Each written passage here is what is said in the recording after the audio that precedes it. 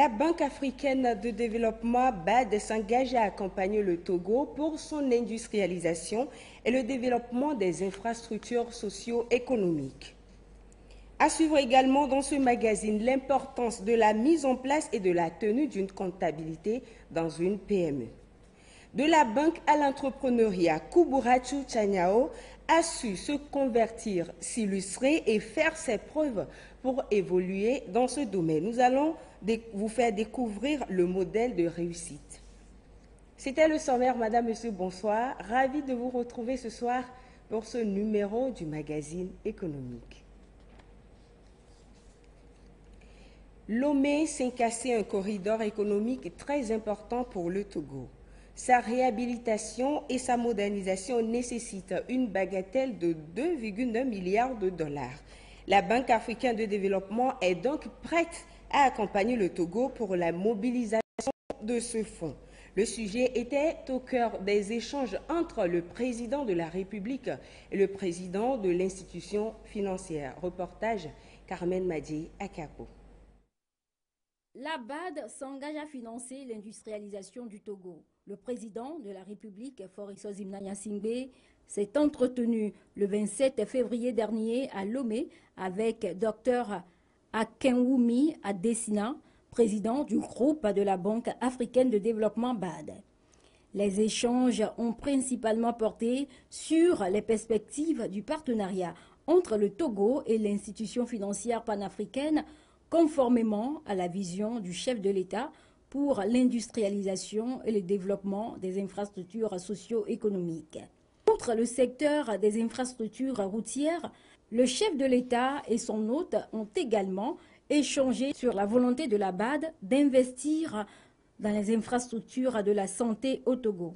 Le domaine de la santé nécessite donc des infrastructures pour un montant de 2,9 milliards de dollars. Le président du groupe de la Banque africaine de développement a exhorté les partenaires de son institution à accompagner le Togo dans sa politique d'amélioration du système de santé en vue d'accélérer l'accès de la population aux soins de qualité. La mobilisation des ressources par le secteur privé pour une meilleure optimisation de la production des engrais à partir du phosphate était également au centre des discussions. Le groupe de la Banque africaine de développement BAD fait partie des partenaires stratégiques du Togo.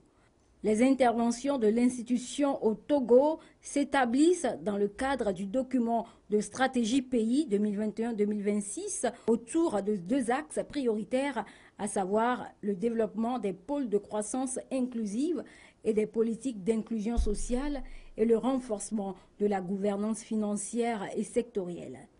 Le portefeuille en cours de la Banque africaine de développement BAD au Togo couvre plusieurs projets structurants, notamment les agropoles, le développement des industries de transformation agroalimentaire, la réhabilitation des routes et les énergies renouvelables. Nul ne peut contredire le dynamisme de l'économie togolaise ces dernières années. En dépit des différentes crises internationales et sous-régionales, elle affiche une croissance solide portée par des investissements nationaux.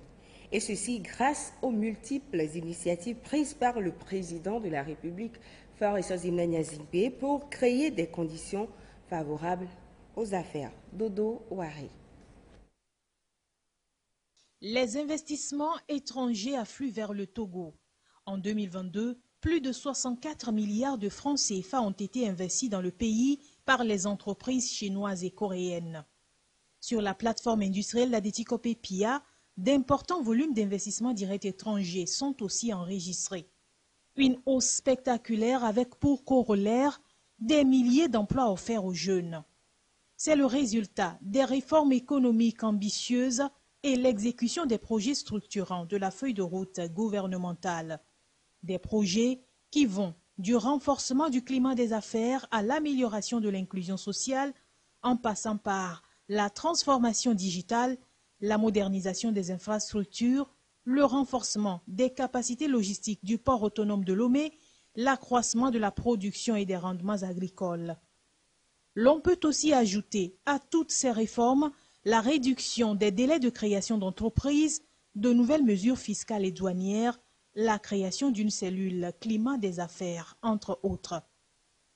Des initiatives du chef de l'État Faure-Essozimna Gnassingbé qui renforcent davantage la position du Togo en tant que pôle économique émergent en Afrique de l'Ouest.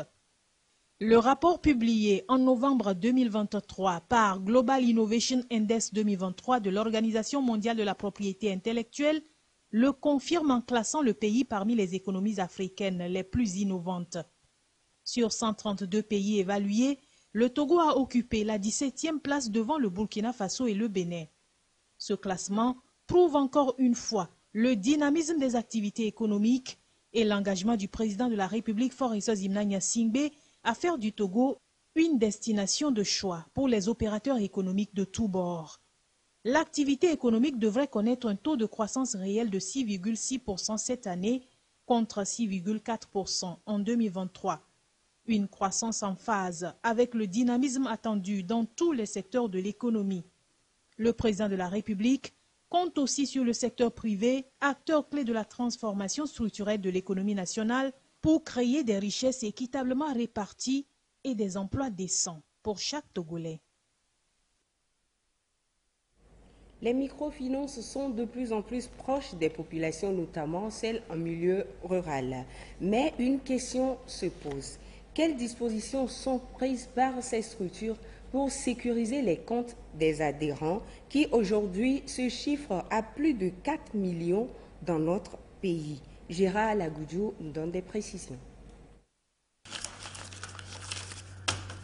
Les systèmes financiers décentralisés, qu'ils relèvent des coopératives, des mutuelles ou encore d'autres institutions financières non bancaires, on en dénombre plus de 600 agences de microfinance implantées sur le territoire national.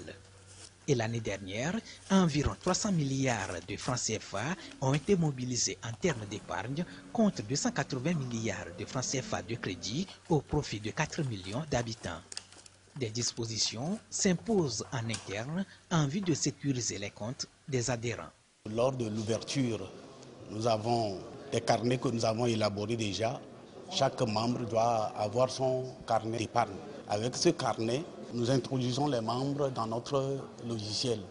Et dans ça, tout est déjà pris. Et dans le carnet, et dans notre logiciel, tout est sécurisé. Dans ton portable, on intègre ça. Également, il y a le registre pour pouvoir vraiment sécuriser les dépôts. Si tu fais l'opération en même temps, et dans le carnet, et dans ton portable, tu auras vraiment le montant nécessaire de l'opération. Et à l'externe, d'autres obligations sont également à remplir. Elles sont essentiellement relatives au fonds de garantie des dépôts et de résolution définis par la loi. Par rapport à nos statuts, on a obligation d'adhérer et nous avons également des obligations de déclarer l'encours de l'épargne parce que c'est l'encours global de l'épargne que l'institution garantit. Et chaque année, vous payez une prime, c'est-à-dire votre contribution à ce fonds-là, pour qu'en cas d'incident, en cas d'insolvabilité, donc c'est ce fonds-là qui se substitue à l'institution et qui vient indemniser selon les modalités préfixées. Il y a plusieurs circulaires qui définissent les modalités d'abord d'adhésion. En article 44, vous êtes obligé d'adhérer à ce fonds-là. Et la deuxième définit les modalités de contribution à ce fonds. Et la troisième circulaire dit la manière d'indemniser les épargnants en cas de défaillance de l'institution. Évidemment, en interne, il faut aussi prendre des dispositions. Donc les institutions souscrivent à des polices d'assurance pour couvrir le risque de leur activité. Ces dernières années, des efforts ont été enregistrés dans le secteur et doivent se poursuivre sous le leadership du chef de l'État, Faure-Essozimna Gnassingbé. Ce qui a même abouti à la tenue à Lomé de la Semaine africaine de microfinance en novembre dernier et qui a réuni plus de 1300 experts d'Afrique et d'ailleurs. La comptabilité est presque obligatoire et largement conseillée aux PME. Correctement tenue, elle représente un véritable outil de gestion et de suivi des différentes opérations financières de l'entreprise. Elle permet également à la PME d'anticiper sur les différents problèmes financiers susceptibles d'entraver le bon déroulement de la structure. La tenue de comptabilité, que gagne la PME? Clarisse Aticlet nous en dit davantage. Un des éléments essentiels qui concourent à la durabilité et la prospérité d'une entreprise est la comptabilité. Toutes les entreprises doivent tenir une comptabilité exacte et mise à jour au moins une fois par an pour avoir une idée de la situation financière de l'entreprise.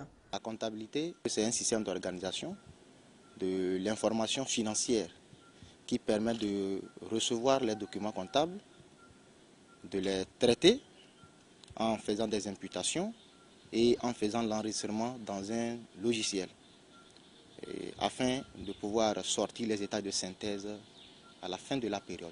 Donc cela suppose que sans la comptabilité, on ne peut pas détenir à la fin de la période une situation globale qui montre la physionomie globale d'une entreprise. L'opérateur économique qui ne tient pas une comptabilité, d'abord c'est une infraction, parce que ce sont des tests de notre espace, les tests de l'OHADA, instaurent la tenue de la comptabilité. Donc nous avons l'acte uniforme de l'OHADA relatif au droit comptable et à l'information financière qui demande aux différentes entités de tenir une comptabilité. Donc d'abord c'est une exigence au niveau de notre espace. En dehors de cela, il y a aussi l'administration fiscale qui a besoin de l'information financière pour pouvoir faire des impositions.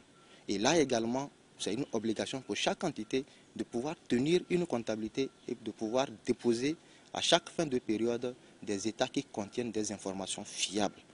Donc voilà, c'est une obligation, donc nous n'avons pas de choix. Une entité qui ne tient pas de comptabilité, c'est que l'entité là est en faute. Tenir une comptabilité a de nombreux avantages pour une société. Elle peut aider à économiser de l'argent.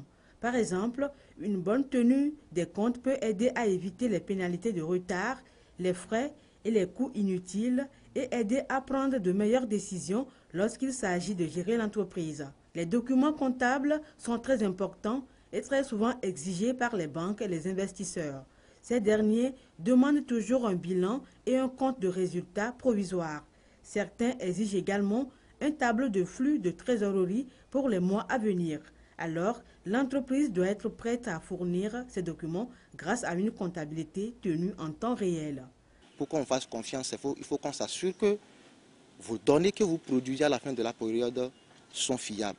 Et les données ne peuvent être fiables que si vous avez une bonne tenue de votre comptabilité.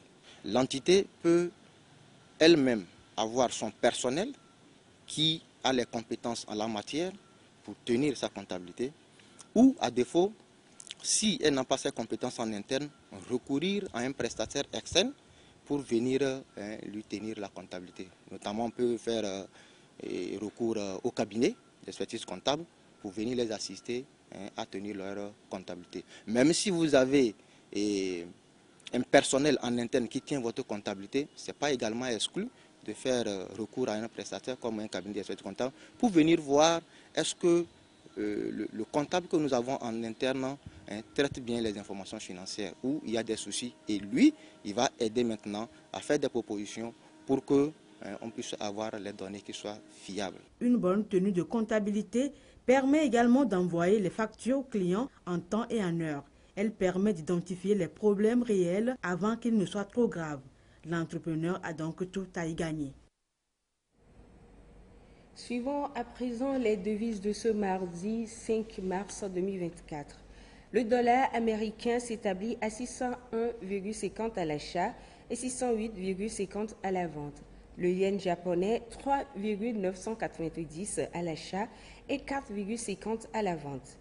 La livre sterling, quant à elle, s'établit à 763,25 à l'achat et 770,25 à la vente. Le franc suisse, 679,75 à l'achat et 685,75 à la vente.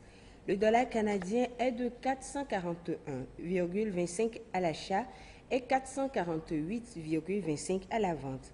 Le yuan chinois, 83,250 à l'achat et 85 à la vente. L'euro reste inchangé, 655,95 à l'achat comme à la vente. On poursuit avec ce communiqué du comité de coordination pour les filières café et cacao. Le secrétaire général du comité de coordination pour les filières café et cacao communique. Les prix indicatifs aux producteurs pour la période du 1er au 15 mars 2024 sont déterminés sur la base des cours mondiaux comme suit. Café Saint Robusta, 1250 francs le kilo.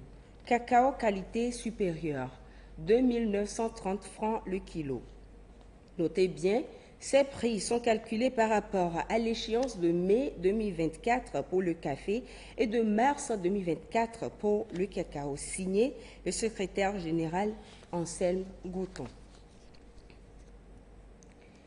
Il est maintenant largement reconnu que se lancer dans l'entrepreneuriat n'est pas une tâche facile, surtout pour les femmes. Elles doivent faire face à une multitude de défis qui peuvent rendre le chemin vers le succès particulièrement ardu. Malgré cela, nous assistons à une tendance de plus en plus marquée de femmes qui décident de quitter leur emploi traditionnel pour se lancer à leur compte. Ce soir, nous vous proposons de suivre le parcours inspirant de Koubouratou, une femme aux multiples talents qui a décidé de franchir le pas de l'entrepreneuriat. Suivons cela avec Edwige Bassabi et Esther Laclé. C'est une entrepreneure pas comme les autres. Banquière de formation, Koubouratou s'est lancée dans l'entrepreneuriat il y a quelques années déjà. Dame à multiples casquettes, elle mène une vie associative très active et est dans l'agriculture et le commerce. Nous avons une société spécialisée dans le BTP et nous avons aussi une société spécialisée dans la vente des matériaux de construction qui est sise à Civito. Nous assistons les non-résidents à réaliser leur habitation ou leur maison. Et en plus de ça, Hypnosia, le local dans lequel on est aujourd'hui, c'est une boutique de prêt-à-porter spécialisée dans la commercialisation des vêtements de marque. Et on a quand même une cible hétérogène qui sont les femmes. Et à Hypnosia, nous habillons les grandes dames et on assiste ces femmes à s'habiller et à se mettre en valeur. Mère de famille, cette femme chef d'entreprise relève au quotidien des défis énormes qui riment avec intelligence et sagesse pour faire prospérer ses activités et répondre aux besoins des populations. Il n'y a pas d'obstacle en la matière, d'autant plus que quand on est femme, surtout femme, on a deux épaules, on arrive quand même à supporter tout. Quand vous quittez la maison, vous avez peut-être cette présentation de chef d'entreprise, vous oubliez carrément la maison parce que vous n'êtes plus dans l'environnement familial. Donc du coup, on arrive à gérer, c'est une question d'organisation. Dans les BTP ou d'autres domaines, Koubouratou y met tout son savoir-faire pour réussir ses initiatives. Elle est d'ailleurs admirée par ses collaborateurs pour son sens aigu du travail bien fait. J'aime son courage et sa fermeté. Donc, j'invite la jeunesse togolaise à suivre cette dame. Dynamique et axée sur les résultats, aimant la rigueur, la discipline et le travail bien fait, est un exemple pour la jeunesse togolaise et la jeunesse africaine. Un véritable modèle dans le domaine entrepreneurial. Elle fait la fierté de la gente féminine togolaise. Elle fait partie des champions promus par le gouvernement pour l'émergence de l'économie nationale. Koubouratou veut inciter d'autres femmes, surtout les jeunes filles, à travers ses initiatives, à lui emboîter le pas pour la promotion de l'entrepreneuriat féminin et une autonomisation financière de la femme.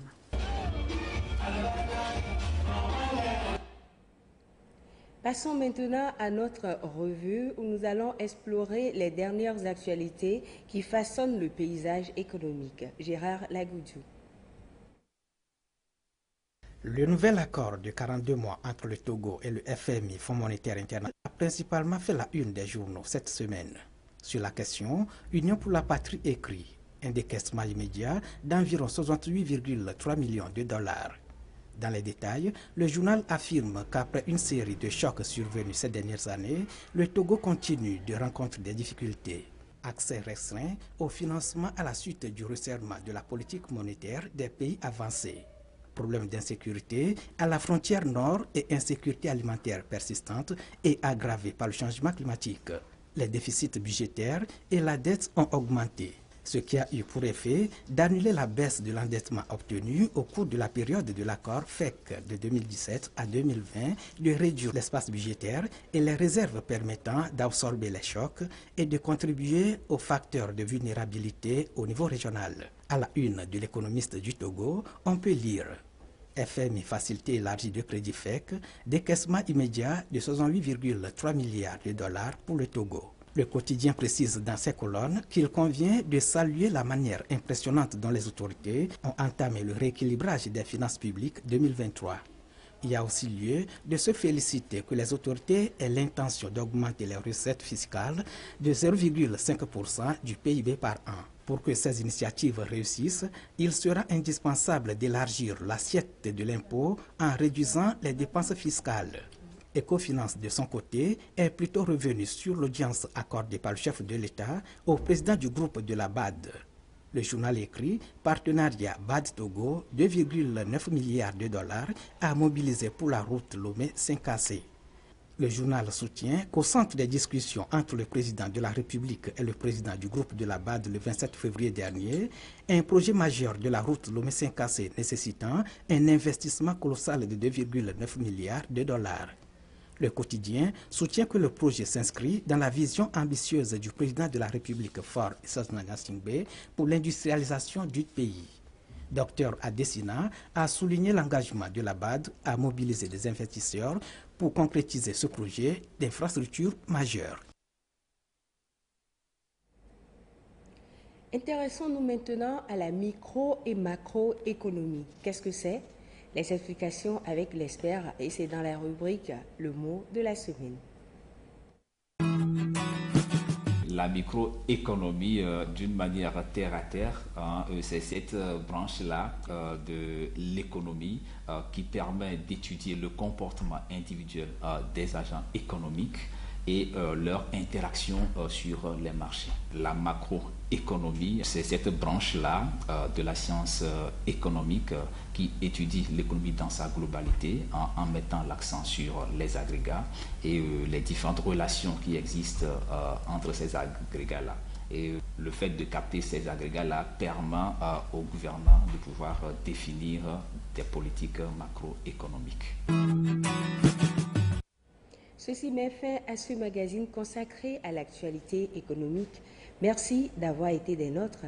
Excellente soirée à tous.